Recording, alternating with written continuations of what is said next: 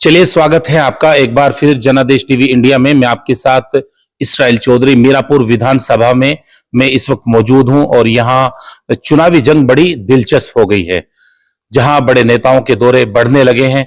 सर्दी के मौसम में सियासत पूरे चरम सीमा पर है और मेरे साथ इस वक्त आप देख सकते हैं वो महान शख्सियत जिसने समाजवादी पार्टी के एक ऐसे नेता के साथ अपनी राजनीति की जिसका नाम पूरे देश में जाना जाता है। मुलायम सिंह यादव के पुराने सहयोगी और मुजफ्फरनगर से पूर्व जिला अध्यक्ष प्रमोद त्यागी हमारे साथ इस वक्त मौजूद। समाजवादी पार्टी में अलग अलग पदों पर रहे और अन्य और भी कई कीर्तिमान इनके नाम स्थापित हैं। आज जानकारी लेंगे कि यहाँ मीरापुर विधानसभा की चुनाव की रणनीति किस तरीके की है और यहाँ पर नेताओं द्वारा किस तरीके से यहाँ पर सियासी जमीन तैयार की जा रही है। अध्यक्ष जी, सबसे पहले हमारे चैनल में आपका स्वागत। धन्यवाद, बहुत बहुत धन्यवाद। पुराने समाजवादी हैं आप, पुराना अनुभव आपके पास है। समाजवादी पार्टी ने यहाँ सुम्बुल राणा को चुनावी मैदान में उतारा है, तो ये पूरा चुनावी समीकरण और ये पूरी चुनावी जंग किस तरह से आप देखते हैं? देखिए, हमारे नेता माननीय अखिलेश यादव जी जो आज देश के सबसे चर्चित और स्थापित नेताओं में से एक है, देश की तीसरे नंबर की पार्टी समाजवादी पार्टी है। उनका पीडीए का फार्मूला है।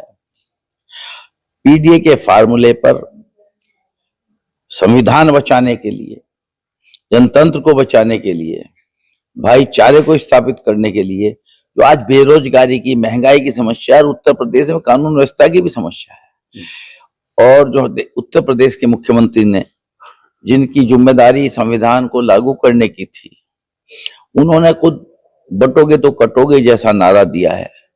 चुनाव आयोग को कार्रवाई करनी चाहिए।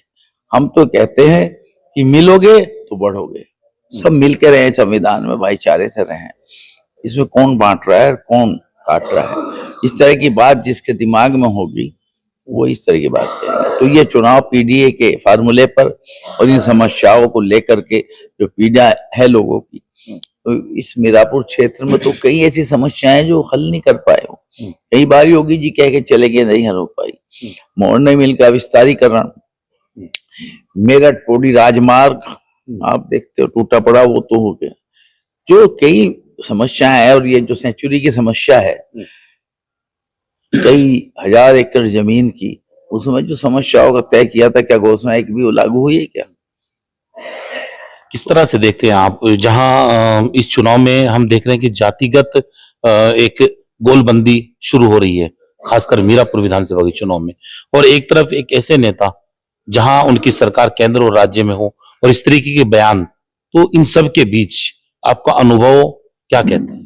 देखिए, मैं तो स्वागत करूंगा कि हमारे मुख्यमंत्री जी एक नहीं दो बार इस क्षेत्र में आए, और वो जितने बयान देंगे, हमारा जनपद शांति प्रिय रहा है और मीरापुर क्षेत्र को ही बदनाम किया गया था कवाल को लेकर के, लेकिन यहाँ भाईचारे की मिसाल ये है। जो भी पार्लियामेंट के चुनाव हुए तो कवाल में इंडिया गठबंधन का, समाजवादी पार्टी का कैंडिडेट एनडीए से जीत के गया, और 150 वोट से नहीं, 300-400 वोट से जीत के गया। तो ये सेकुलर लोगों का इलाका है। यहाँ जानसठ के नवाबों का रहा जो भाईचारे के लिए मशहूर थे। ये शुक्रताल जैसे तीर्थ स्थान का क्षेत्र है, जहाँ सब एक दूसरे से एहतराम करते हैं, एक दूसरे के मजहब का, एक दूसरे से मोहब्बत करते हैं। यहाँ उन नारों से कोई फर्क नहीं पड़ने जा रहा। अब तो बड़े नेताओं के दौरे बढ़ने लगे हैं और उधर चुनाव आयोग ने 13 से 20 तारीख कर दी है, तो इसको किस तरह से आप देखते? देखिए, भारतीय जनता पार्टी और उनके गठबंधन राष्ट्रीय लोकदल घबराए हुए थे समाजवादी पार्टी की शक्ति से। पहले तो चुनाव ही लेट कराए, अयोध्या का चुनाव नहीं कराया, मिल्कीपुर का, यहाँ चुनाव की तारीखें बढ़वा रहे हैं। उन्हें कुछ समझ नहीं आ रहा कि किस तरीके से इंडिया गठबंधन को, समाजवादी पार्टी को फेस किया जाए। कोई कारण नहीं, त्योहार बता रहे, त्योहार तो 15 का था, वोट 13 में पड़ेगी। कहाँ त्योहार था उस दिन, बताओ 13 में कौन सा त्योहार था? और जो त्योहार में तो दिवाली आई बीच में, पर्चे भरे गए उस दौरान, असली बात तो वो थी। तब सोचना चाहिए था, दिवाली से बड़ा कौन सा त्योहार मानते हैं हिंदू लोग? पर्चों के बीच में आई वो, तो पर्चे तो आपने दिवाली से पहले डलवा दिए, और गंगा स्नान 15 में, आप 13 का चुनाव था।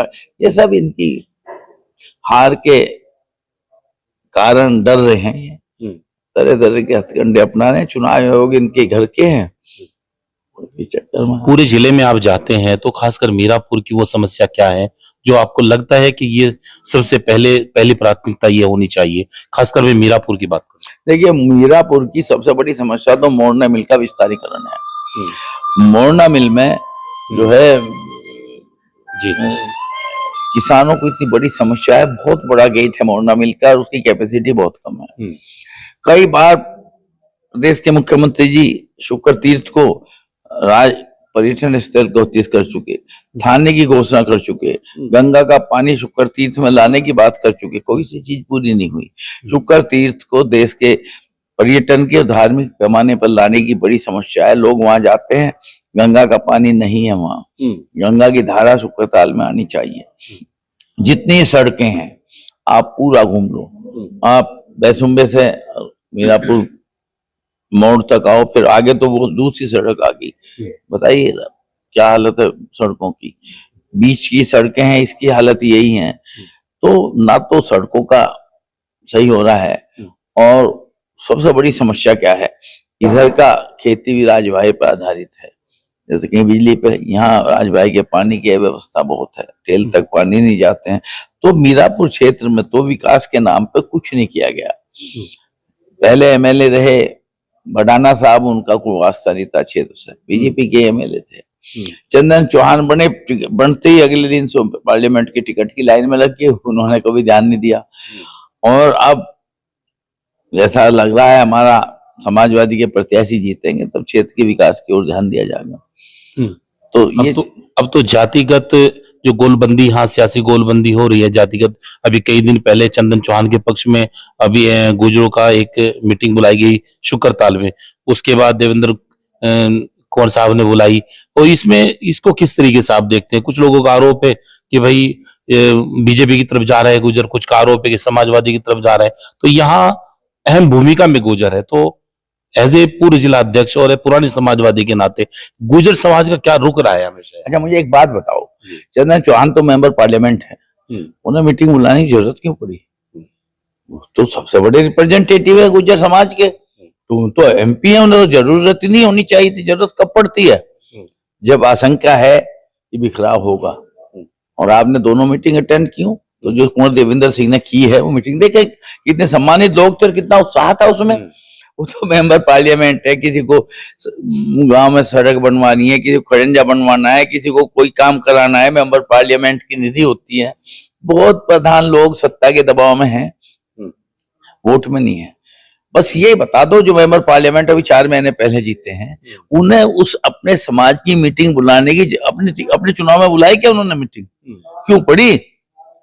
कहीं ना कहीं समाज में बिखराव है, समाज नहीं आना चाह रहा लोकदल के साथ, तो तब उनमें सुरक्षा की भावना ही। चंदन होनहार बच्चा है, अच्छा जनप्रतिनिधि है, लेकिन वो समझ रहा है कि हमारे समाज में वो जुड़ाव नहीं है, तो मीटिंग में आ गए वो। तो फिर देवेंद्र सिंह जी, हमारे जोगेंद्र सिंह प्रमुख साहब, जुम्मेदार लोग बैठे, प्रमोद जी बैठे हैं, सब लोगों के उत्साह से जो है थोड़ा एमपी साहब में घबराहट बढ़ी। तो समाजवादी पार्टी का जो समाजवादी पार्टी से गुजर समाज के जो नेता हैं, उनका किस तरीके का जुड़ाव समाजवादी पार्टी से? कोई एक ऐसे एहसान इस तरीके से समाजवादी पार्टी ने कुछ गुजर समाज को दिए हो कि वो समाजवादी पार्टी का एहसान उतारे? देखो, मैं आपको बता दूं, जब तक रामचंद्र दास जी जिंदा रहे, प्रदेश अध्यक्ष रहे, चौधरी यशपाल सिंह, रामचंद्र दास जी के बाद चौधरी यशपाल सिंह पार्टी के राष्ट्रीय उपाध्यक्ष बनाए गए। एक ही पद है राष्ट्रीय उपाध्यक्ष का। सरकार बनी, आगरे के रामशंकर गुर्जर को मिनिस्टर बनाया, मेंबर पार्लियामेंट बनाया सुरेंद्र नागर को, वीरेंद्र सिंह को एमएलसी बनाया, राज्यपाल मंत्री बनाया, अतुल प्रधान को प्रदेश अध्यक्ष बना के रखा, टिकट भी दिया, एमएलए बनाया, चौधरी साहब के परिवार को राष्ट्रीय महासचिव बनाया, इनके नीरज चौधरी जी है, उनके एमपी साहब के बेटे, उन्हें राष्ट्रीय महासचिव बनाया, और इतने जिलाध्यक्ष गुजर रखे, हापुड़ के, मेरठ के, शहर के, बागपत के, सहारनपुर के, और इतने पदाधिकारी, इतने दर्जा प्राप्त मंत्री बने। आप बताओ, राज्यसभा भी दी उन्होंने गुजरों को, एमएलसी भी दी, मिनिस्टर भी बनाए, अध्यक्ष भी, प्रदेश अध्यक्ष बनाए, क्या नहीं दिया। और रामचंद्र दास जी पे 2-2 विभाग रखे, प्रदेश अध्यक्ष भी वही, गन्ना मंत्री भी वही, कोऑपरेटिव मिनिस्टर भी वही, उनके बेटे प्रदेश उपाध्यक्ष रहे। गुजरों को अगर समाजवादी पार्टी से ज्यादा किसी पार्टी ने, क्या हुआ, एक राज्य मंत्री बना रखा है छोटा सा, एक पहले कटारिया बना दिया। कितने हैं, कितने गुजर जिला अध्यक्ष हैं, कितने पदाधिकारी। वो सुरेंद्र नागर गए यहाँ, दबाव में उनका बड़ा बिजनेस है, अमित शाह ने घर में बुला कह दिया बिजनेस करनी, राजनीति करनी, क्या करता जिसका कई हजार करोड़ का टर्न ओवर है। लेकिन वहां क्या सम्मान है बैठे। अब तो आपके प्रत्याशी के जो ससुर साहब हैं कादिर राणा जी, उनके ऊपर भी सुनने में आ रहे हैं कि कुछ दबाव की स्थिति बनाई जा रही है। उनका कहना भी था, अभी एक वीडियो में देख रहा था मैं, कि मुकदमे डाले जा रहे हैं हमारे ऊपर। यही तो दुरुपयोग है सत्ता का। कब करते हैं सत्ता दुरुपयोग, जब हार का आशंका लगी हो। अब वो दुरुपयोग पे आगे, आज हम कप्तान से मिले, कल ऑब्जर्वर से मिले थे, हमने बताया कि आप वो हमें चुनाव आयोग की डायरेक्शन बता दो कि पर्सनल घर घर घूमने में भी परमिशन लेनी पड़ेगी, या वो बता दो हमें, हम परमिशन की एप्लीकेशन डालते हैं, आपका क्या बोलते हैं इस पर आती है, वो काम करेगा क्या। नेट पर डाल दी हमने ऑब्जर्वर के सामने, उन्होंने कह दिया ऐसा कोई प्रावधान हमारे इसमें नहीं है। बोले नहीं, घूमने की तो परमिशन की जरूरत नहीं होती। हम कुछ किया चालान, फिर आज एसएसपी ने कहा मैं उस मुकदमे को खत्म कराऊंगा और एसओ को मैं कहूंगा। ऑब्जर्वर ने एसएसपी को तलब कर लिया, एसएसपी ने हमें बताया आज कि ऑब्जर्वर साहब ने हमें तलब कर लिया। तो ये सत्ता का दुरुपयोग किया जा रहा है, डराने के लिए, दबाव बनाने के लिए, कि जिनके यहाँ किसानों को रोका गया कादिर राणा के, वो डर जाए, भाई पुलिस आ रही है, पुलिस ने कहा चारपाई हटाओ, ये हटाओ। ये काम पुलिस का है, क्या काम है पुलिस का। चुनाव आयोग के प्रेक्षक देखेंगे हमने परमिशन बगैर मीटिंग की है क्या। और बगैर माइक के तो आप 24 घंटे पहले प्रचार कर सकते हैं, 1 घंटा पहले भी कर सकते हैं। जो 48 घंटे पहले प्रचार रुकता है वो माइक का रुकता है। मैं चुनाव लड़ा हूं, मैं पहले दिन गांवों में गया, डोर टू डोर कैंपेनिंग किया, भाई बस्ते उससे 2 और कार्यकर्ता बांटते, मैं कैंडिडेट के नाते पहले दिन भी गांव में गया, उस दिन रात के 11 बजे तक गांव में रहा, सुबह वोट पड़नी थी। तो ये कानूनन कहीं चुनाव आयोग बता दे अपनी डायरेक्शन में कि गांव गए संपर्क करने का प्रतिबंध है, तो ये तो बौखलाहट है उनकी। आखिरी और अंतिम सवाल, यहाँ प्रदेश के मुख्यमंत्री योगी आदित्यनाथ भी अपना दौरा करने जा रहे हैं, तो राष्ट्रीय अखिलेश यादव का भी कोई दौरा है नजदीक? निश्चित आवेंगे, संभवतः 16 या 17 में। और किस किस बड़े नेताओं का दौरा है? बड़े हमारे प्रदेश अध्यक्ष जी आए थे परसों, और विधानसभा के नेता प्रतिपक्ष हमारे माता प्रसाद पांडे जी को भी आना है। हमारे विश्वकर्मा समाज के रामा से विश्वकर्मा है, उस शिक्षा मंत्री रहे, उनका कार्यक्रम है। मीरापुर में विश्वकर्मा बहुत हैं। और हमारे राज्यपाल कश्यप जी आ रहे, जो पूर्व विधायक हैं, प्रदेश अध्यक्ष हैं पिछावर समाज के। और हमारे और कई लोग बड़े नेताओं के प्रोग्राम यहाँ लगे हुए हैं जो आएंगे। लग क्या रहा है, पूरा समीकरण क्या बनना है अब हार और जीत? हम जीत रहे हैं, लिख लें आप, 23 तारीख में फोन कर लेना। बड़ा दावा कर रहे हैं? दावा नहीं कह रहा हूं मैं घमंड की बात नहीं कर रहा हूं। मैं आपको इस कॉन्स्टिट्यूएंसी का माइक जब हटा लोगे तो एक एक इक्वेशन समझा दूंगा, माइक पे तो नहीं कहूंगा मैं। चलिए, बहुत बहुत धन्यवाद। तो आपने सुना प्रमोद त्यागी को, पुराने मंझे हुए सियासी हैं, सियासत से पुराना लगाव इनका है। आपने एक एक पॉइंट पर इनको सुना। मीरापुर विधानसभा उपचुनाव पर हमने इनके साथ चर्चा की। फिलहाल इस वीडियो में इतना ही, बने रहिए हमारे साथ। नमस्कार।